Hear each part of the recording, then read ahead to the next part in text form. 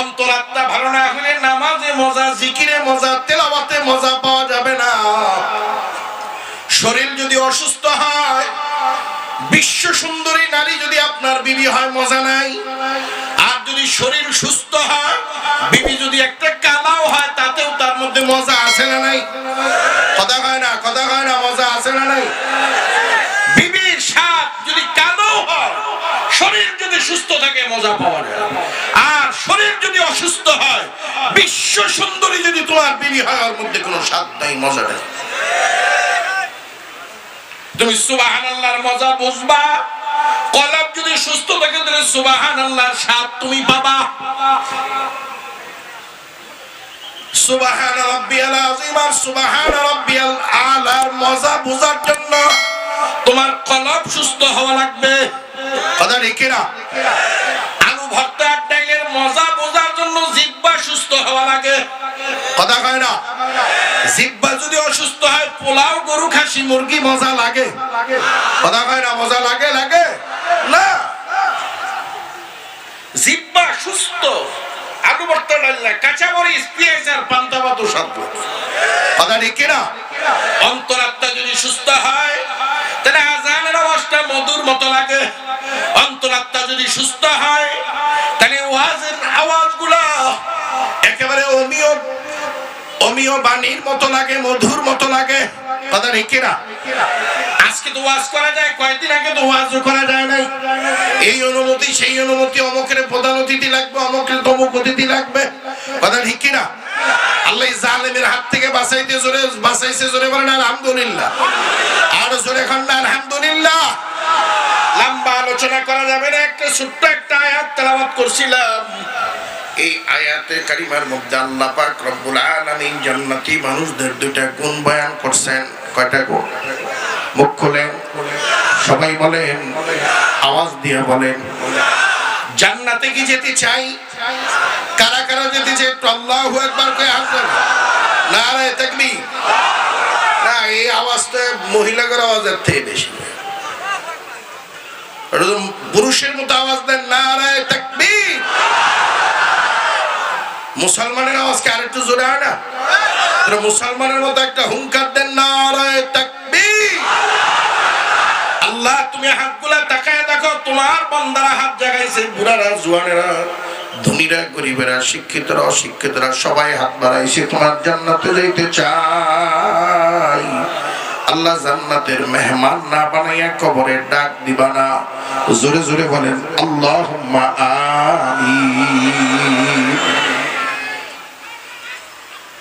জান্নাতে যাওয়ার জন্য কয়টা গুণ অর্জন করা লাগবে? আরো জোরে কর।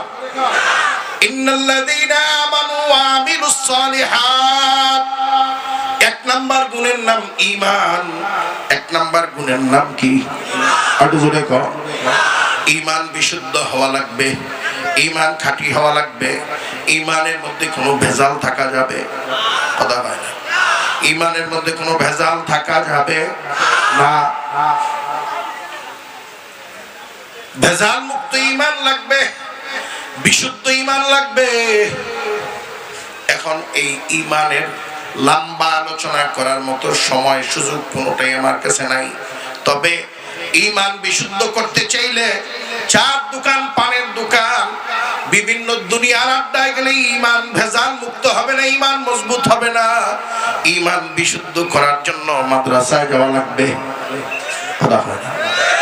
আমানতু বিল্লাহি কামা হুয়া বিআসমাইহি ওয়া সিফাতিহি, এগুলা শিখায় কি চার দোকানে? আমানতু বিল্লাহি ওয়া মালাইকাতিহি ওয়া কুতুবিহি ওয়া রুসুলিহি ওয়াল ইয়াউমিল আখিরি ওয়াল কদরি খাইরিহি ওয়া শাররিহি মিনাল্লাহি তাআলা ওয়াল বাসি বাদাল মাউত, এগুলা শিখায় কি স্কুলে, কলেজে, ইউনিভার্সিটিতে? শিখায় কোথায়? আরো জোরে কর। ঈমান শুধু লা ইলাহা ইল্লাল্লাহ মুহাম্মাদুর রাসূলুল্লাহ কইলেই শুধু ঈমান পাক্কা হয় না। কথা হয় না? এই যে আরেকটা কালেমা বললাম, আমানতু বিল্লাহি ওয়া মালাইকাতিহি ওয়া কুতুবিহি ওয়া রাসূলিহি, ফেরেশতাদের উপরে ঈমান আনা লাগবে। কথা হয় না? কিতাব সমূহের উপরে ঈমান আনা লাগবে না? রাসূল সময়ের উপরে ঈমান আনা লাগবে না, আখিরাতের উপরে ঈমান আনা লাগবে না, মৃত্যুর উপরে ঈমান আনা লাগবে না, মৃত্যুর পরে পুনরুত্থানের উপরে ঈমান জোরে কয় না লাগবে কি লাগবে না, লাগবে কি লাগবে না। এই বিশুদ্ধ ঈমানের তালিম মাদ্রাসায় ছাড়া হয় না, কথা ঠিক না? কিন্তু ইদানিং আমরা মাদ্রাসায় সন্তান দিতেই চাই না। কে হয় মাদ্রাসা ফকিরা পড়া, গরিবি পড়া, অমুক পড়া, তমুক পড়া। আরে ভাই মাদ্রাসায় যদি না পড়তাম আজকে হাজারো মানুষ এখানে বসতেন না, আমাকে এই জায়গায় বসাইতেন না, হাবিবুল্লাহ জিহাদি সাহেবকে এখানে বসাইতেন না, এখানে যত ওলামা ইকরাম আসবে বসবে। এই সর্বোচ্চ ইজ্জতের জায়গা আজকে এইটা।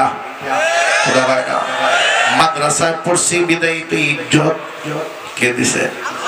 জোরে কয় না, জোরে কয় না, জোরে কয় না। জান্নাতে যাওয়ার এক নাম্বার গুণের নাম কি বললাম? আর জোরে কর। ঈমান খাঁটি হওয়া লাগবে, বিশুদ্ধ হওয়া লাগবে। বাইজিদ বুস্তামি নামে এক বুজুর্গ ছিলেন, ইন্তেকাল করছে। ইন্তেকালের পরে তার এক মুরিদের সাথে স্বপ্নে দেখা। মুরিদ স্বপ্নে হুজুরকে দেখতেছে, জিজ্ঞেস করতেছে হুজুর কবরে যাওয়ার পরে আল্লাহ আপনার সাথে কেমন ব্যবহার করছে, আচরণটা কেমন করছে? বাইজিদ বুস্তামির চেহারা কালা হয়ে গেছে, চেহারা মলিন হয়ে গেছে। কয় হুজুর কষ্ট দিলাম, বেয়াদবি করলাম? কয় না। তাহলে চেহারা মলিন হয়ে গেল। কয় তুমি জিজ্ঞেস করছো কবরে আসার পরে আল্লাহ আমার সাথে কেমন ব্যবহার করছে? আল্লাহ যেই ব্যবহারটা করছে এটা ভুলে গেছিলাম, তুমি জিজ্ঞেস করার পরে আমার আল্লাহর এই ব্যবহারের কথা মনে পড়ে গেছে। কয় হুজুর খারাপ ব্যবহার করছে? কয় বিপদে পড়ে গেছিলাম। কয় কেমন বিপদ? আপনার কবরে বিপদ? কয় হ্যাঁ আমার কবরে বিপদ। কয় কেমন বিপদ? কয় আমি আসার পর আল্লাহ আমারে ডাক দিয়ে জিজ্ঞাসা করে বাইজি, এ বাইজি তুই যাবি আল্লাহর দরবারে আসছো কি নিয়ে আসছো? তা আল্লাহ এই কথা জিজ্ঞাসা করার পরে আমি কোনো জবাব দিতে পারি না। একটু পরে আবার ডাক দিয়ে কয় কিরে বাইজিদ খবর কি? কয় আমি আমার নামাজ রোজা হজ যাকাত দান খয়রাত ইবাদত বন্দেগী যা আছে সব তালাশ করলাম, একটা ইবাদত তালাশ করে পাইলাম না যে ইবাদত মাওলার দরবারে পেশ করা যায়। যেটার মধ্যে হাত দেই সেটার মধ্যেই দেখা যায় একটু ভেজাল, আর ভেজাল যুক্ত ইবাদত তো আল্লাহর সামনে পেশ করা যায় না। কয়েক দেরি হয়ে যাইতেছে, খবর যেন কেমন আস্তে আস্তে অন্ধকার হয়, গরম হয়। কয় আমি দিক বিদিক হারাইয়া আল্লাহরে ডাক দিয়ে গেলাম, আল্লাহ তোমার বাইজিদ তোমার দরবারে কিচ্ছু লইতে পারে নাই, তোমার বাইজিদ তোমার দরবারে ভেজাল মুক্ত একটা ঈমান নিয়ে হাজির। কয় বাইজিদ ভেজাল মুক্ত ঈমান লইছো, লাইলাতুল লাবানের কথা কি ভুলে গেছো? এ বাইজিদ দুধের রাত্রির কথা কি মনে নাই? কয় হুজুর দুধের রাত্র মানে তো বুঝলাম না। কয় সাকরেতে একদিন রাত্রিবেলা এক গ্লাস ঠান্ডা দুধ খেয়েছিলাম। ঠান্ডা দুধ খাওয়ার কারণে, ঠান্ডা দুধ খাওয়ার পরে আমার পেট খারাপ হয়েছিল, পাতলা পায়খানা হয়েছে। কয়েকবার টয়লেটে যাতায়াত করার পরে দুর্বল হয়ে বিছনায় বসে গেছিলাম। বিছনায় বসে বলছিলাম ঠান্ডা দুধ খাওয়ার কারণে পাতলা পায়খানাটা হয়েছে। কয় আমি ভুলে গেলে আমার মাওলা এই কথাটা বলে নাই। আল্লাহ ডাক দিয়া কয় বাইজি কালেমার মধ্যে না পড়লি ওয়াল কদরি খাইরিহি ওয়া শাররিহি মিনাল্লাহি তাআলা ওয়াল বাসি বাদাল মাউত, সমস্ত ভালো মন্দের মালিককে সবাই জোরে কয় না। আপনারা কি না খেয়েছে? কুড়িগ্রামের মানুষের তো আওয়াজ আস্তে হওয়ার কথা না, আমি জানি। সমস্ত ভালো মন্দের মালিককে আর জোরে কন কে কে কে? হায়াতের মালিককে, মউতের মালিককে। এটা এখন কইতেছেন, গত 16 বছর তো কইছেন যে হায়াতের মালিক আর মউতের মালিক আওয়ামী লীগ। নেতারা খায়া ভালা, মাইরা ভালা, জব করে ভালা, এই করে সেই করে। কিন্তু আল্লাহর রহমতে আমরা কিন্তু এই কথা কইনি। কথা কয় না? আমরা এই কথা কইছি নাকি? আমরা ময়দানেই ছিলাম, ময়দান ছাড়িনি। আল্লাহর বান্দারা সমস্ত ভালো মন্দের মালিককে। সব ক্ষমতা আমি আল্লাহর কাছে আছে, শুধু পাতলা পায়খানা বানানোর ক্ষমতা এটা দুধের মধ্যে জুড়ে ঢুকছে আমার কাছে না। বাইজিদ বুস্তামি কয় সাগরে এই কথা যখন আল্লাহ কইছে সঙ্গে সঙ্গে কইছে আল্লাহ আমার ভুল হয়ে গেছে, আমি আসলে আপনার দরবারে কিচ্ছু লইতে পারি না, আমি আসছি আপনার দয়ার রহমতের উপরে ভরসা করিয়া। সাগরেদ এই কথা যখন বলছি বলার সঙ্গে সঙ্গে আমার মাওলা আমারে মাফ করে দিছে, কবরের সাথে জান্নাতের সাথে রাস্তা খুলিয়ে দিছে, আমি কবরে শুয়ে শুয়ে এখন জান্নাতের ঘ্রাণ পাই। তিনি ঈমান বিশুদ্ধ করা লাগবে। ঈমান বিশুদ্ধ করার জায়গা কোথায়? কথা কয় না, কথা কয় না, কোথায় কোথায় কোথায়? 2 নাম্বার গুণের নাম আমিলুস সালিহাত, নেক আমল।